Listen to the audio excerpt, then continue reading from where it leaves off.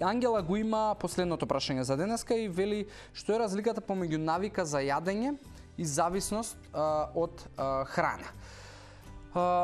Ангела, навика самиот збор како збор значи дека нашиот нервен систем создава нешто што ќе ни донесе поголема ефикасност. Во смисла навика е да, моја, која ќе станам наутро, да отидам и да се измијам лице и заби, и тоа повеќето од луѓето го правиме по автоматизам. Не размислуваме многу за тоа, затоа што нервниот систем, сакајќи да ни заштеди време и да стане поефикасен, некако се ставил на автопилот. Истото се случува, во моето утро почнува денот со протеински шејк за појадок, при тоа јас не размислувам на тоа, туку едноставно навиката ме тера одам, го правам, или ако е веќе направено од мојата жена, го зимам, го јадам и тоа е тоа.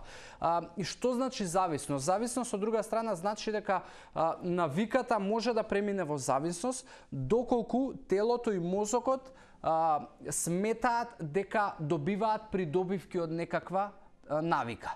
Во многу случаеви одредени навики како пушење цигара може да станат зависност, затоа што телото и мозокот и твојата приказка која што си ја вртиш во глава му велат дека можеби ќе те опушти, ќе те релаксира, ќе ти го намали стресот.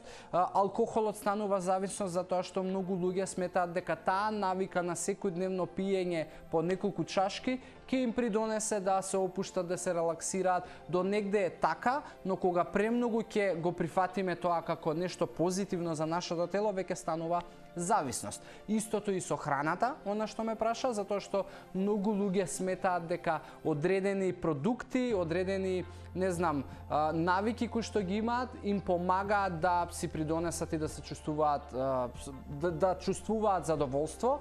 Тоа е со емотивното јадење кое што пред малку го спомнавме, и се случува да многу луѓе конзумираат благо или одредени пороци така наречени кои што им причинуваат задоволство и практично нивното тело и нивниот мозок го имаат прифатено како позитивна работа, затоа што секогаш при конзумација на одредени такви продукти се лачат допамини, и тоа игра исклучиво на тој хормон на допамин кој што ти дава некакво задоволство и го смета телото како одредена награда. Најдобриот начин да се решиш со ова е техника која што ја најдов, која што се вика техника со прекинувачи, односно што значи тоа? Секој пат кога ќе дојдеш во искушение за кое што смета телото и мозокот дека ќе имаат придобивка, а ти си доволно паметна и свесна дека тоа не е баш најдобриот избор, треба да направиш сосема друго нешто што ќе биде прекинувач. Во смисла,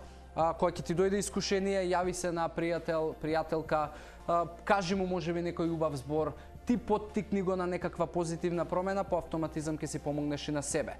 Кога ќе се случи тоа, оди можеби прошетај надвор или направи 10 склекови или 10 чучњеви, најди прекинувач и нешто што ќе го одвлече вниманието на твојот мозок, и при тоа ќе почнеш полека таа навика да ја менуваш.